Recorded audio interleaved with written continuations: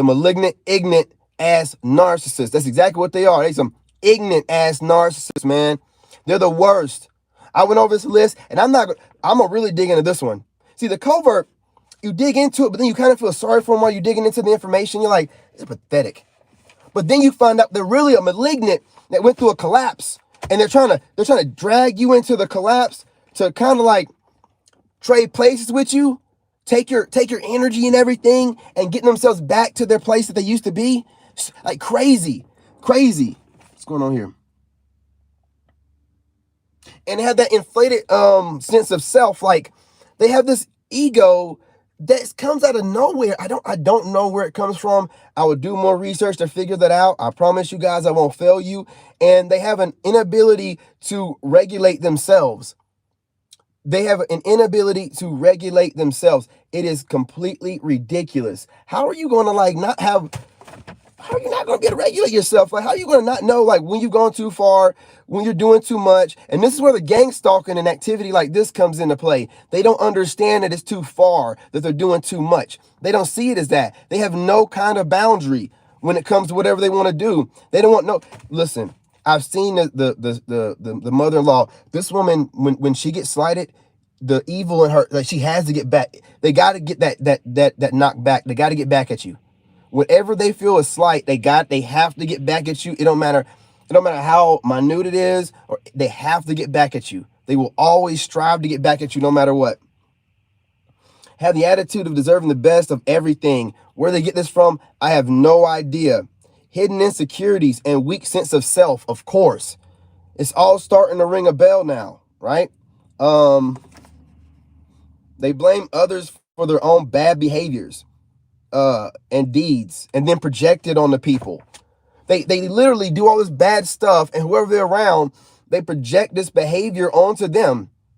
And again, I believe that a covert narcissist is a collapsed, malignant narcissist. That's what I believe to be true. Yeah, the mother-in-law, and I got a video coming out later about how the malignant narcissist mother-in-law pretty much becomes your wife, and the child ends up becoming just like the parent, so you're kind of like dating the parent in the sense that they're a little mini version of the malignant parent. And also the parent is so involved in your life and in your relationship, she feels like she's a part of your relationship. Therefore, when the child goes back to them, they're so involved. They feel like they're being slighted, and they want to take on the burden and take on the fight for themselves. It is psycho behavior. It is completely nutso. It's the craziest thing you'd ever think of. But this is how these people are thinking. Psychos. Okay. Okay. Things to look out for. Okay. I'm gonna give you a few things to look out for before we get off of this. I told you, straight meat and potatoes on this one. No fluff. All right. They take over conversations. Okay. They can't sit back and let you get your full sentences out. You'll be talking and they'll take over, finish your sentence, and then brag on themselves at the same damn time. Where they do that at? It's ridiculous. Who taught you that behavior? I don't think they taught you. Hijack the conversation. Check for the hijack. Hijack the conversation. Sit there and finish out your sentence or what they believe that you're going to say. And this is where I love to trip the malignant up. See, I didn't know that I was dealing with malignant. I thought it was a covert, but that's a malignant thing. When I'm talking to one of them and they think that they know what I'm going to say and they cut me off, I let them finish. And I let them run their mouth. And then when they get done, I'll say, are you done? And they'll be like, yeah, what? Yeah. What's up? I'm like, well, that's not what I was going to say. Would you like to know what I was going to say? And it burns them. It burns them deep. It burns them. Because I know, I see the hijack when it happens. I'm in the middle of a sentence. How dare you cut me off? What kind of etiquette is that? Who taught you that? No, you weren't taught that. You decided to be that because of your ego. The ego takes over with these people. What up? They belittle people that they see as inferior.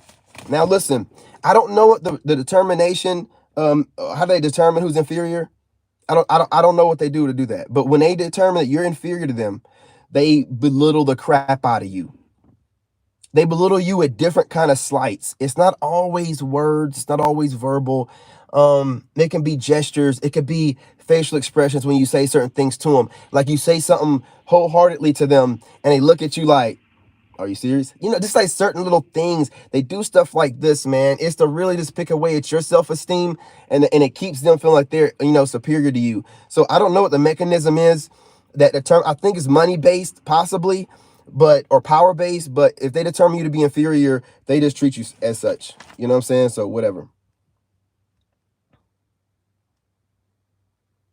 They're obsessed with these fantasies, right?